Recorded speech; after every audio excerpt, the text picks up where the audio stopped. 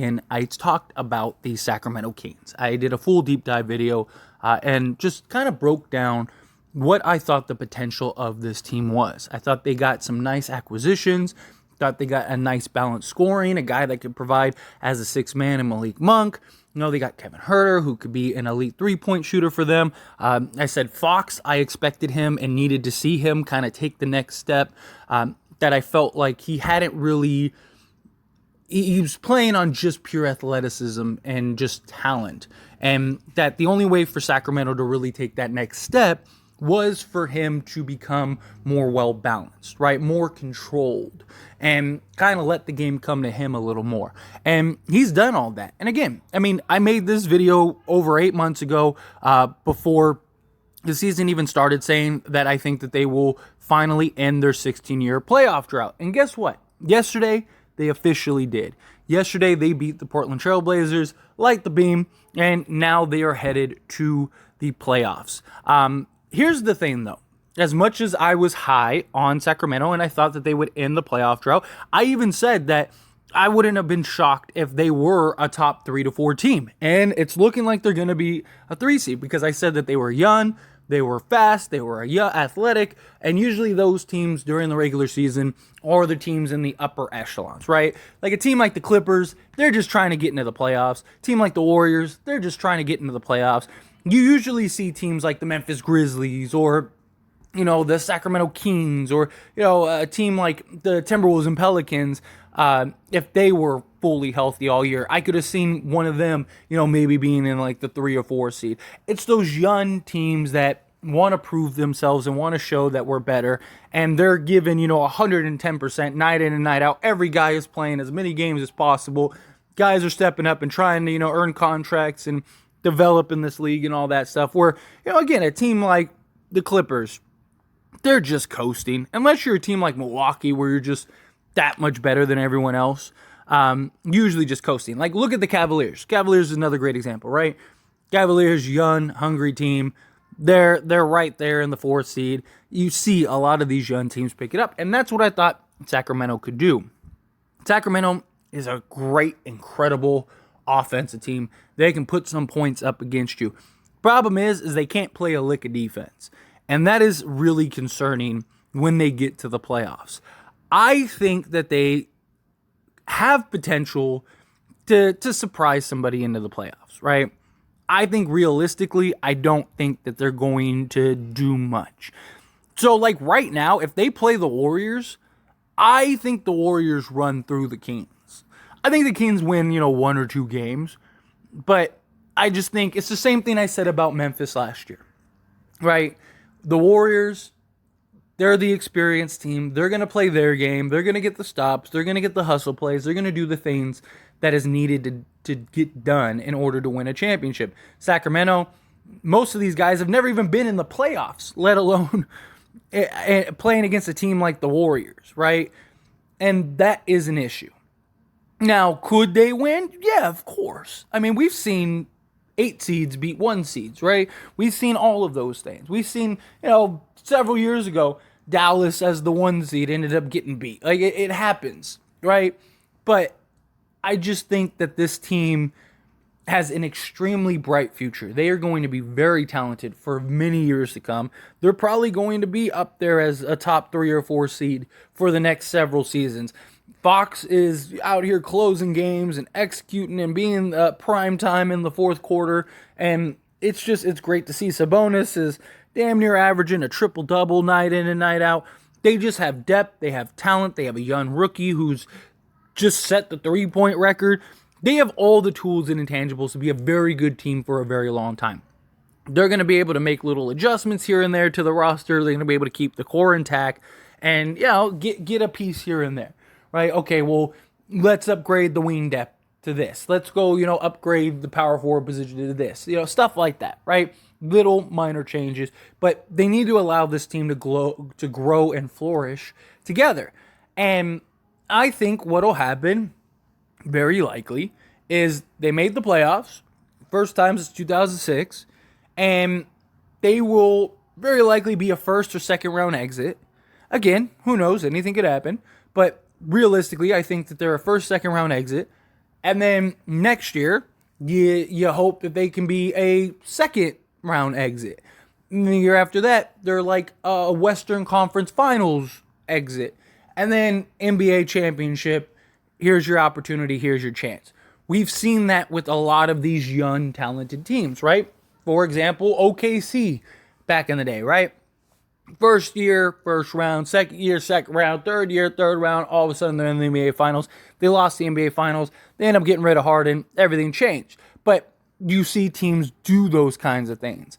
More recently, the Boston Celtics, right? Every year, they're like first, second, third round exit, get to a couple conference finals, looking like a team that is just unstoppable, and then boom, last year they get to the NBA Finals, they lose, and now they're looking to get that experience to bounce back and win this year.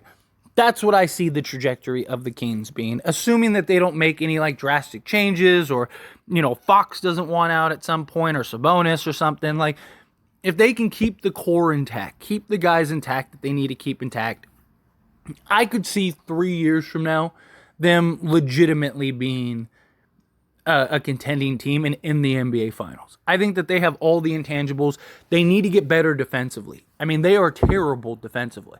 If they get into the playoffs, they would be one of the worst defensive teams in the playoffs. Well, I mean, they are in the playoffs, but I mean, you get my point. Like, if they once the playoff starts, they would be one of the worst defensive teams in the league in the playoffs, if not the worst. They don't play very good defense. And a lot of that is just youth, inexperience, type of players. Guys got to develop into something. They can put up points in an absolute hurry.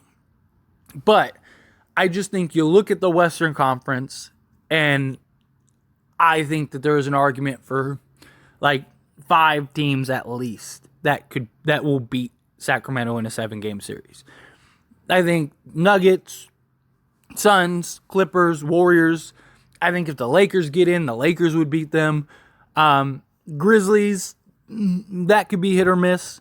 Because you kind of got Ja and Fox. I think, to me, Ja is a lot like Fox, year two ago, where Ja just kind of plays the game rather than letting the game come to him. Which Fox has really made that step, and it's been really exciting to see. But I just think out of all the teams that are currently in the playoffs or positioned for the playoffs, I just think Sacramento is the least likely. Now, again, that doesn't mean that they can't win a series, right? Can they, if they play, the Timberwolves in the first round, could they beat the Timberwolves? Yeah. If they played the Warriors, could they just be hot and beat the Warriors? Of course. The Warriors aren't a perfect team by any means. They've struggled all year on the road. Sacramento's been really good at home. I could definitely see them getting out of the first round. But if they, in the second round, if they end up playing, the Nuggets or the Suns or the Clippers or whomever, I don't see them winning. Look, I would love to see them, they get to the Western Finals. I would be shocked if they came out the West. Look, as fun as they are to watch, and I called this season nearly exact. Go watch that video. Go watch my Sacramento Kings videos. Like, I said it, everything that this team would be, it was just spot on. And I don't believe that they are a legit contender by any stretch. Now, can they get there? Absolutely. This is a team that I absolutely believe can get there.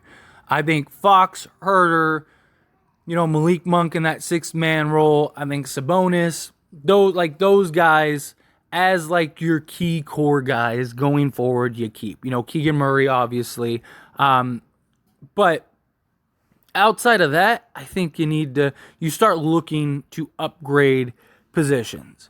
Right, Harrison Barnes is a nice piece, but you need like an elite 3-and-D guy, right? Like if they could get like a Jeremy Grant, I think that would be perfect. A guy who could get you 20 on any given night, could shoot the 3, but is also just really big, strong, sizable. Something like that I think would be very helpful, very beneficial. But again, just minor tweaks. They don't need anything crazy. right? You don't need to restructure this whole roster. Keep the core guys intact. Keep building that foundation with those guys. You have the coaching, you have the players, you have the stadium, you have the fans, you have everything you need to be successful. It's going to be a journey. And I don't think there's anything wrong with that.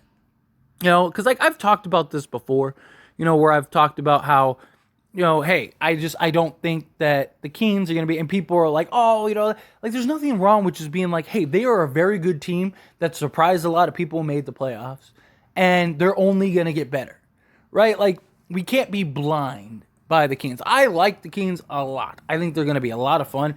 I was calling them 8 months ago, 9 months ago, right? Everything. Just like I said, I will be shocked if they get out of the second round. I think if they play the Warriors, I think the Warriors blow through. I think they need to pray that the Timberwolves or the Lakers overthrow the Warriors, because I think if they end up playing either the Clippers or the Warriors, I think either of those teams run through them. I wouldn't really want to play the Lakers either with LeBron James and AD, but they still lack chemistry and stuff like that. So in general, I don't know. It's one of those things. Like, I don't see a team that if I'm Sacramento, I'm comfortable beating. Even the Lakers, like I said, still have Anthony Davis, still have LeBron James. This team's clicking and thriving, but there are questions with them. How will they look in the playoffs, right? For being honest. And look, if you follow this channel and my Laker channel, I'm a Laker fan. But if we're being honest, like I said, with Sacramento, there's a lot of questions when the Lakers get into the playoffs.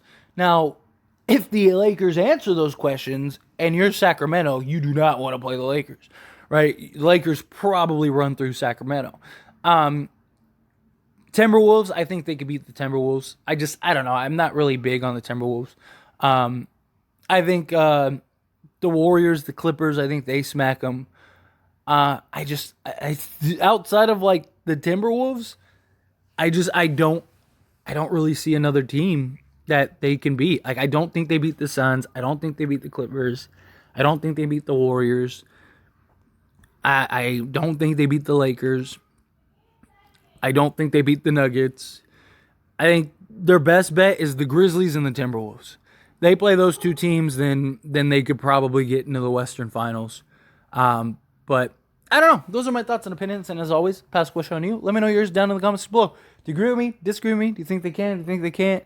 Think they'll be, NBA champions? However you feel, whatever your thoughts are. Love to hear it. Let me know down in the comment section.